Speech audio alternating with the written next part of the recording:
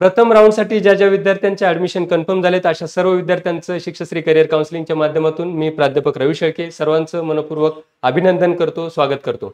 विद्यार्थी मित्रांनो, पहिल्या राऊंडसाठी ज्या विद्यार्थ्यांना हाय स्कोर होता अशा विद्यार्थ्यांना कॉलेज अलॉट झालेले आहेत आणि अशा विद्यार्थ्यांनी आता पुढील प्रक्रिया करायची आहे। आपल्या चॅनलवरती तुम्ही फ्लोट आणि फ्रीज अशा दोन्ही विषयाचे महत्त्वपूर्ण व्हिडिओ पाहिलेले आहेत। त्यामुळे तुम्हाला सर्वांना मी आवाहन करेल की अत्यंत शांत डोक्याने विचार करायचा की आपल्याला ते महाविद्यालय पाहिजे असेल तर तुम्ही फ्रीज या प्रक्रियेसाठी जायचंय, आपल्याला ते महाविद्यालय नको असेल तर तुम्ही फ्लोट या प्रक्रियेसाठी जाऊन पुढच्या बेटरमेंटसाठी तुम्ही जाऊ शकतात, किंवा तुम्हाला ते महाविद्यालय नकोच असेल म्हणजे तुम्हाला पुढच्या राऊंडसाठी जायचंय तर तुम्ही कुठलीही प्रक्रिया न करता नॉट रिपोर्टेड म्हणून महाविद्यालय त्या ठिकाणी त्याची काळजी घेईल की तुम्ही त्या महाविद्यालयात जर उपस्थित राहिला नाही तर त्या ऑटोमॅटिक ऍडमिशन कॅन्सल होते आणि पुढील राऊंडसाठी तुम्हाला जाता येईल। आता बऱ्याचशा विद्यार्थ्यांचे प्रश्न असतात की सर पहिला राऊंड लागलाय, आता पुढे जाऊन काय करायला लागेल? तर विद्यार्थी मित्रांनो, अत्यंत सोपी आणि साधी प्रक्रिया आहे की तुम्हाला त्या पर्टिक्युलर महाविद्यालय जर मिळालं असेल तर त्या ठिकाणी सर्वात महत्त्वाचं काम तुम्हाला करायचं की अलॉटमेंट लेटर तुम्हाला प्रिंट करायचंय। काय करायचंय? अलॉटमेंट लेटर म्हणजे जे महाविद्यालय तुम्हाला मिळाले लॉग इन करायचंय, सीईटी सेल वरती लॉग इन करून तुम्हाला अलॉटमेंट लेटर मिळेल, त्या अलॉटमेंट लेटरची प्रिंट काढायची आहे, ती प्रिंट आणि त्याबरोबरीनं तुमचे ओरिजिनल डॉक्युमेंट्स तुम्हाला घेऊन जायचे आहेत आणि ओरिजिनल डॉक्युमेंट्स त्या महाविद्यालयामध्ये जाऊन सबमिट करायचे, चेक करायचे आहेत। त्याबरोबरीनं झेरॉक्सचे 3 सेट, किती झेरॉक्स कागदपत्र तुमची त्या ओरिजिनल डॉक्युमेंट्स तुम्ही जेवढे सबमिट केलेत त्याचे 3 सेट घेऊन तुम्हाला महाविद्यालयामध्ये जायचे।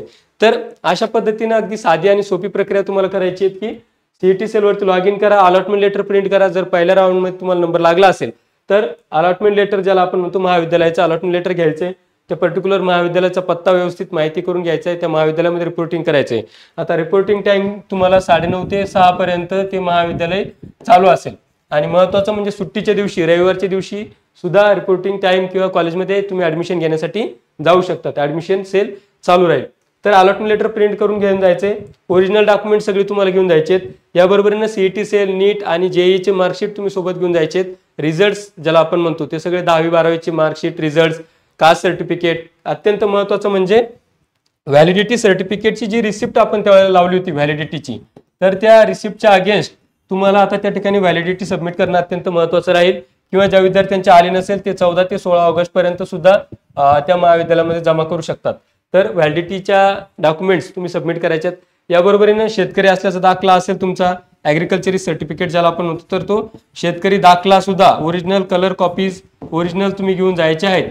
जे ओरिजिनल डॉक्युमेंट्स आहेत ते सगळे ओरिजिनल डॉक्युमेंट्स घेऊन जायचे आहेत। Colour copies not accepted for the admission process, so you have to be submit all original documents preferably. Okay, original डॉक्युमेंट्सला प्रेफर करा। जरा डॉक्युमेंट्स कोणी सबमिट करण्यासाठी प्रयत्न करू नका किंवा कलर कॉपीज घेऊन जाण्यासाठी घाई करू नका। बोर्ड सर्टिफिकेट ज्या विद्यार्थ्यांना मिळालं असेल त्या विद्यार्थ्यांनी बोर्ड सर्टिफिकेट सुद्धा घेऊन जायचे आहेत। आणि अत्यंत महत्त्वाचं म्हणजे ज्या विद्यार्थी सीबीएसई करून ॲग्रिकल्चरसाठी येत आहेत तर सीबीएसई साठी 10th आणि 12th कन्व्हर्जन सर्टिफिकेट आपल्याला लागत असतं, कन्व्हर्जन सर्टिफिकेट। तर हे कन्व्हर्जन सर्टिफिकेट सुद्धा तुम्ही सर्व विद्यार्थ्यांनी सोबत घेऊन जायचे। सीबीएसई बोर्डवाल्यांसाठी अत्यंत महत्त्वाचं आहे 10वी आणि 12वीचं तुमचं कन्व्हर्जन सर्टिफिकेट त्या महाविद्यालयाकडून प्रिन्सिपलच्या लेटरवरती त्यांच्या साईनने कन्व्हर्जन सर्टिफिकेट आपण घेऊन जायचं आहे। याबरोबरीनं पासपोर्ट फोटो तुम्हाला लागतील, पासपोर्ट फोटो सोबत घेऊन जायचे। आणि अत्यंत महत्त्वाचं म्हणजे जी फीस असेल तुमची 1000 रुपये फीस, तर ती 1000 रुपये फीस तुमच्याकडे ऑनलाईन लागेल फीस। ओके, ही सीट फीस जी असते ती 1000 रुपये ही सीट अलोकेशन फीस आहे, सीट अलोकेशन ही नॉन रिफंडेबल फीस आहे। आणि जी काही महाविद्यालयाची फीस असेल ती सुद्धा तुम्ही ऑनलाईन पद्धतीने पेड करता येईल। मेडिकल इंजिनिअरिंग सारखं तुम्हाला कुठल्याही प्रकारे डीडी वगैरे काढण्याची आवश्यकता नाही, त्यामुळे ऑनलाईन फीस पेड करता येईल आणि ऍडमिशन तुम्हाला कन्फर्म करता येईल। तर विद्यार्थी मित्रांनो, पुनश्च एकदा ज्या विद्यार्थ्यांचं फर्स्ट राऊंडसाठी अलोकेशन झालंय त्यांचं अभिनंदन। शांतपणे विचार करून महाविद्यालय सिलेक्ट करा आणि पुढील प्रोसेससाठी तुम्ही एन्जॉय करा। आपलं भविष्य चांगल्या महाविद्यालयामध्ये घडवा यासाठी शिक्षश्री करिअर काउन्सिलिंगच्या माध्यमातून आपल्याला शुभेच्छा देतो। धन्यवाद।